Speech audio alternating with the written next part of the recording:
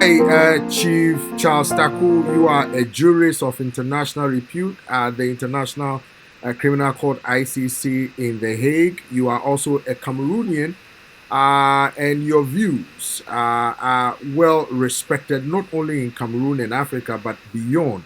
The question that people are asking, Chief, is that issues have been raised about the just ended elections in Cameroon. The Constitutional Council has given the victory to longtime President Paul Biya.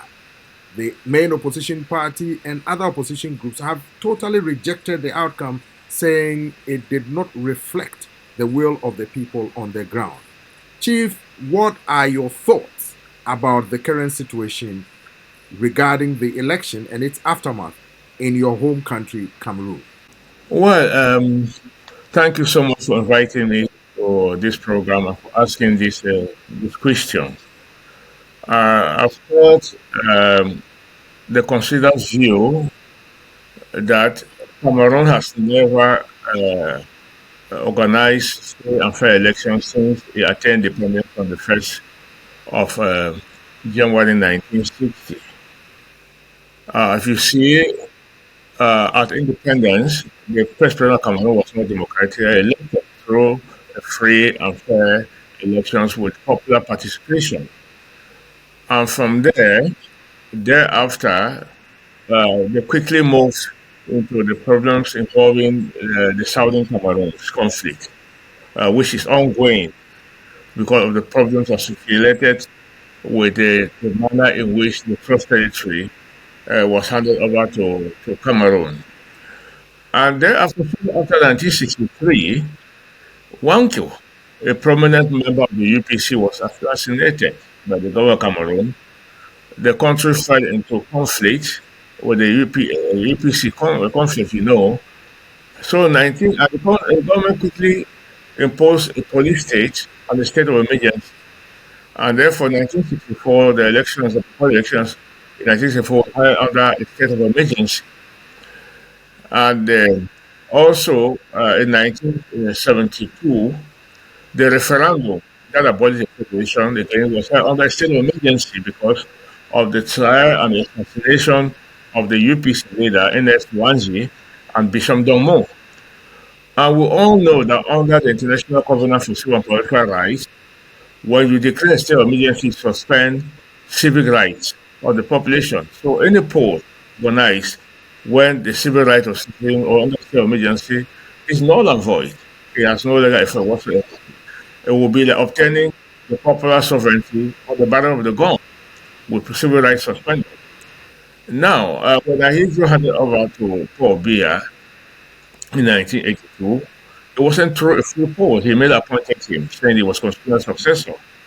And Paul Biya himself quickly abolished even United Republic and the next dictator of Southern Cameroon. And without any free poll, there was no multi-party democracy, pluralism, and there was no free election. And he instituted a situation of two constitutions. One, which is a constitutional amendment, so we're running the country with two constitutions.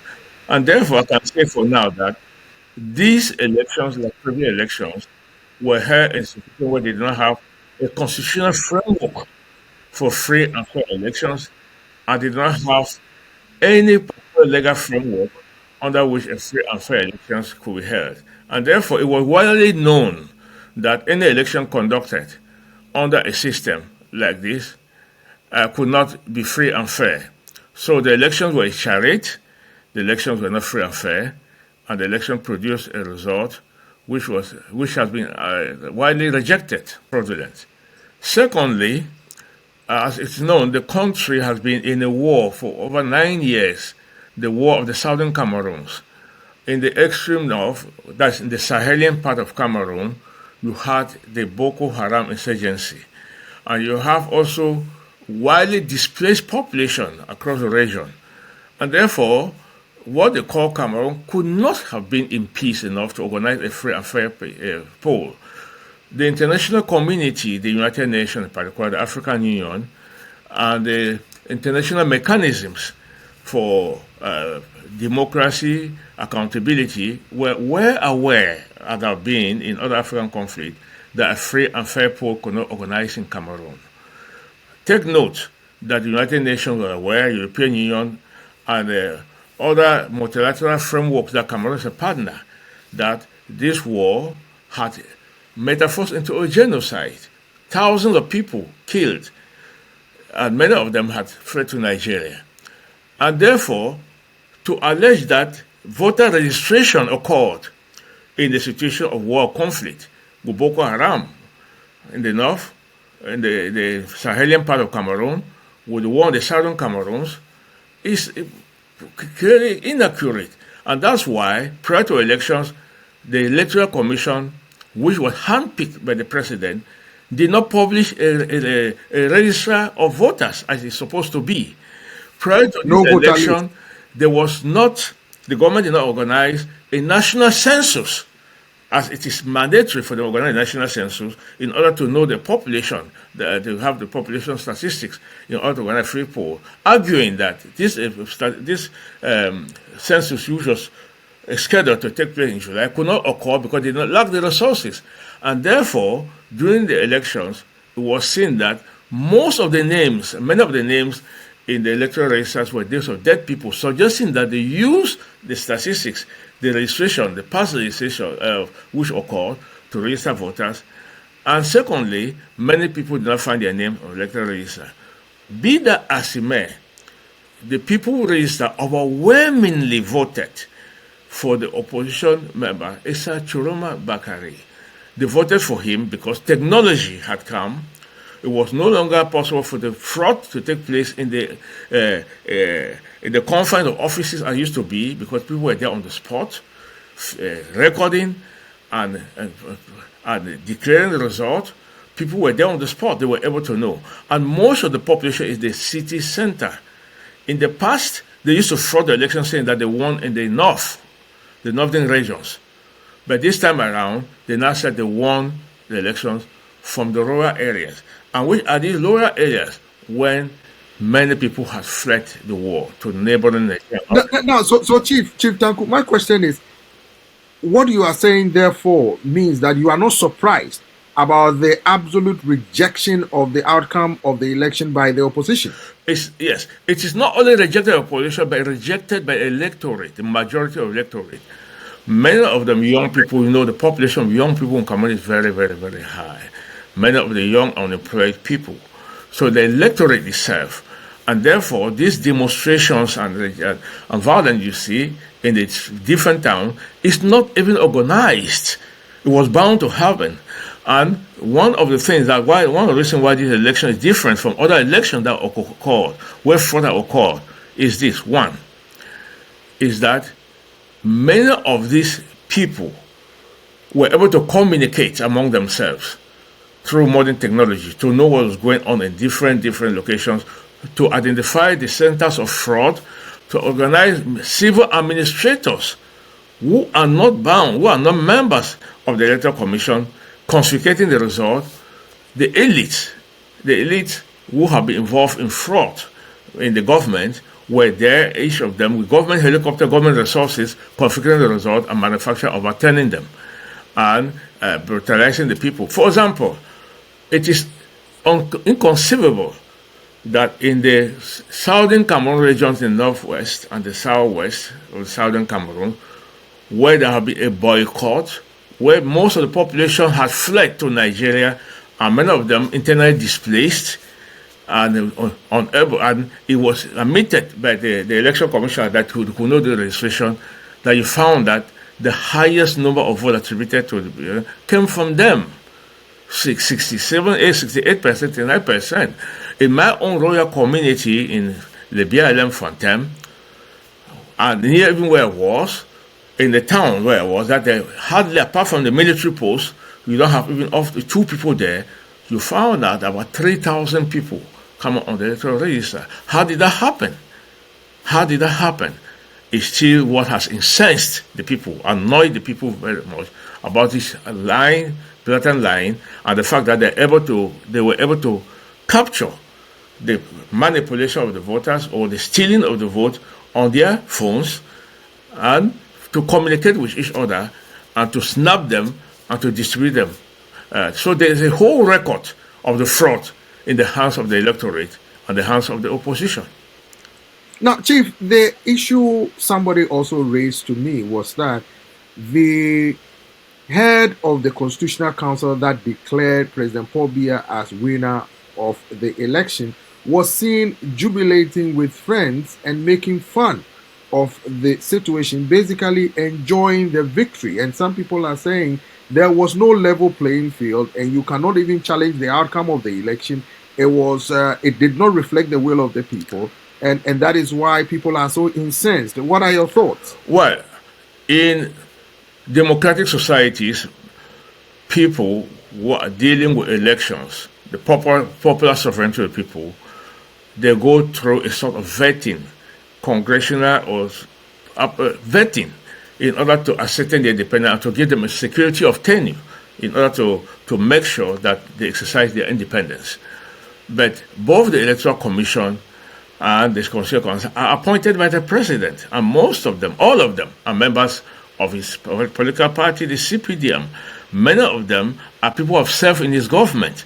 Many of them are card-holding members of the government. And I was not surprised that this retired judge, he was a retired judge of the Supreme Court, or administrator of the Supreme Court, he was seen jubilating and saying he should be thanked. And if you see that just the number of the vote that he declared, that in other words, the registered voters that he declared, is much higher than the registered voters that the Electoral Commission declared, suggesting that even at the level of the Constitution, they manipulated the vote and increased the tally in order to manipulate and attribute the percentages to make the president the victor. And you can see, and reasonable people, official bystanders and reasonable people can see that they were manipulating this using the past results. It is the same result you see. In 1982 with John Frundi, in the elections, I think 1992, it was around 52 or 54%. Now it's 53. So it is the same mechanism that they've used to manipulate in order to come into this conclusion. There's absolutely no change. Now, you will ask me that, is there a change? Has this election brought a change? I was going to ask you about that, actually. I will say yes.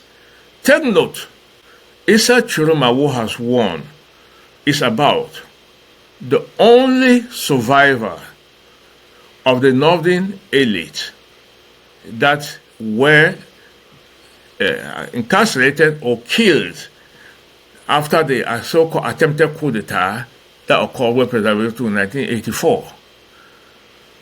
And at that time, the president was able to do this and manipulate the electorate because that attempted coup d'etat mobilized the population behind him.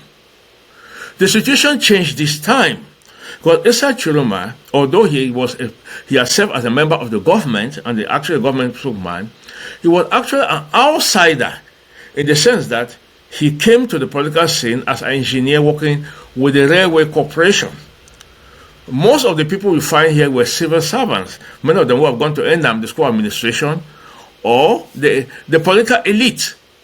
And therefore, the fact that he was in jail for 7 years, the fact that he is much an outsider, and the fact that he had been persecuted, and the fact that he actually went to the Southern Cameroon, sought security from the Southern Cameroonian combatants, not the security from the government administrators who are in the occupied territory, but the Bazonians fighter themselves. He sought security from them, came there, looked at them in the face, and told them, I apologize for the role I played.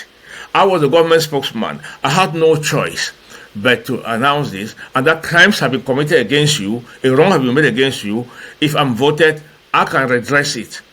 This is the only one who did it, was bold to put this on, and I will release all the political prisoners. You're the only one who went there face to face and saw the victims in the crime basis and made this statement and propositioned himself as someone who can indeed be amenable to organization of probably an international mandated dialogue in order to examine the root causes. This resonated not only to the Southern Cameroonians, but to the rest of the people of the Cameroon in different places who have various grievances, historical wrongs, who also intend to bring somebody who can clearly sit down and examine exactly what is wrong with them in order to bring a solution to their problems.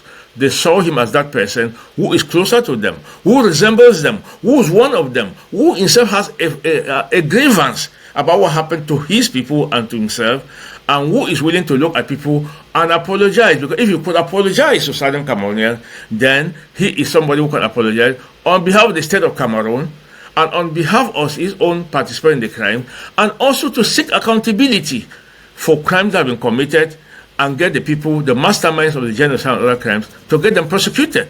So that they can, now talking about the masterminds of the genocide, you mentioned earlier about genocide being committed in Southern Cameroon or the Anglophone area. Some people are saying, as a jurist at the International Criminal Court, a case could be made there that people who masterminded this should be brought to justice, since they argue that Cameroonian judicial system is not independent enough to prosecute those who are behind this genocidal act. Your thoughts? My act is this: first and foremost, Cameroon is one of the states that militarized justice. They find civilians targeted on the fact that on the Southern Cameroon nationality. So the criminalization of justice by the militarization of justice itself is a tool of genocide, because these people are targeted because of their nationality or their ethnicity or because they're Southern Cameroonian. Secondly, I declared this on the platform of the ICC as lead counsel for the situation of Northern Uganda and the case of Dominic Ongwen. When a journalist from Uganda asked me this question, and I said it's a genocide. And I said genocide because being in this tribunal for the International Criminal Court of Rwanda, the case of Pauline Yamasokro and others, killing one individual on the basis of whom that person is, on the basis of ethnicity or that discriminating factor, could constitute genocide. And this case has been found because on the roadblocks with a national identity card, when the gendarme and other roadblocks saw that the nationality is Southern Cameroonian, you were taken to jail or killed. And this targeting has been going on. Now, Cameroon could well exercise a right of complementarity if it had a credible judiciary. But most of the international crimes against humanity, war crimes, are not in the Cameroon statutory framework. They don't exist. The only crime that exists in the statutory framework is international crime that all nations of the world are mandated to punish is the crime of torture. But in the peer review framework which the United Nations Human Rights Committee conducted on Cameroon, they found that Cameroon was guilty of multiple violations of the crimes of torture. And torture itself is one of the crimes that what we call it in international law, erga omnes obligations, all nations of the world. That's universal jurisdiction. You commit a crime of torture, you move to another country and identify they have a mandate to prosecute. And Cameroon have been found to be guilty of torture. And this torture is related mainly and mostly to the case of Southern Cameroon, which means even the United Nations itself has identified in the peer review that Cameroon has committed international crime of torture. So, Chief Taku, where do you think things will go from here? Because if the status quo remains, that means the government, led by CPDM and President Paul Biya, will remain in power. But it seems that post-election violence has erupted. The youth of the country are displeased with the situation. They said they will not take this lying down. So where do things go from here? I want to say that something happened in this election which is different from past elections. That Issa Chiroma, his candidacy, has managed to mobilize a majority of the people, the ordinary people, the poor, the vulnerable, the jobless youths, disaffected civil servants who have gone without pay, even disgruntled military officer who has fought a senseless war of choice for over 9 years and killing people whom they should be protecting and being killed. They themselves have said that no, the time has come to stop the bloodletting. The time has come to sit down and examine the root causes and to see whether they can pick the pieces and rebuild their lives. Even of them, they now believe that there's need for profound change. But here is the problem. This election is problematic is that there are many, I can say, there are a number of people who have an interest in the outcome of these elections, not necessarily the Cameroonians themselves or the Cameroonian political parties.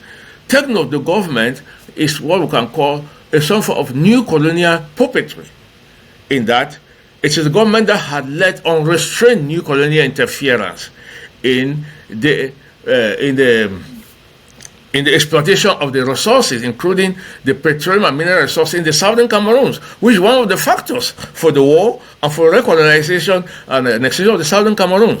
Secondly, the Southern Cameroon is important, as I said, because it is the gateway to the Gulf of Guinea. And now the Northern Cameroon, where Issa camp, is actually fully established in the Sahel.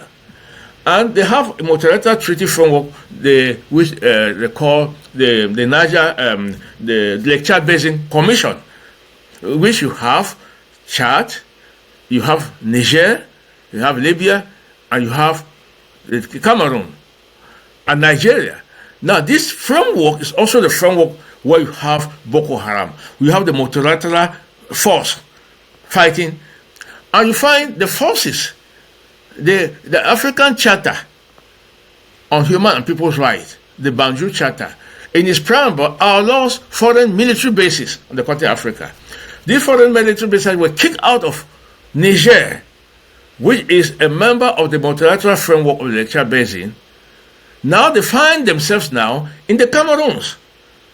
And therefore the potential that these elections may be a destabilization factor, because this foreign interest in the Cameroons may be looking forward to the Sahel. They see as a destabilizing force, observing the revolution in the Sahel, and also the internal revolution, internal cohesion of the Cameroons, and also the neighboring countries, that their presence there is also violative of the multilateral framework of the African Charter. They are able to do this because of a very aging leadership. And therefore, many people look at it internally and looking at the possibility about the health, the age of the President Biya, also accuse the cabal, the people around him, this divergent interest, trying to keep him and the system in place in order to use his name and signature in order to validate neo-colonialism and neo-colonial treaties and entrench foreign interest. They see it as in other society, it will be an abuse of the elderly, a violation of the right of the elderly.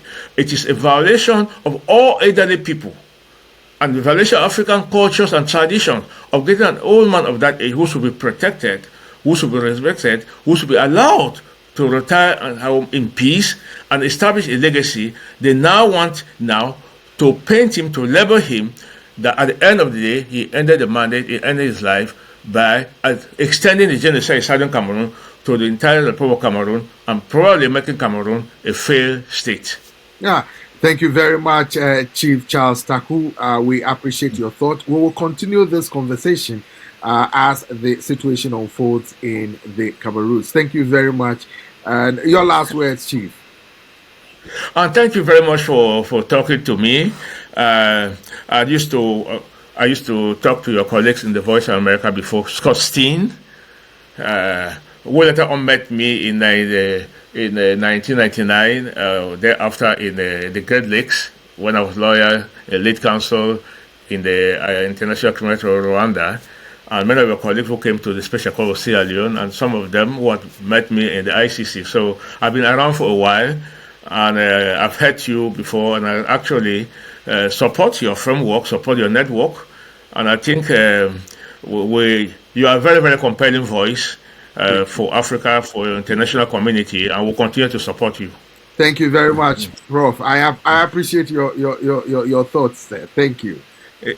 You're welcome. You're welcome.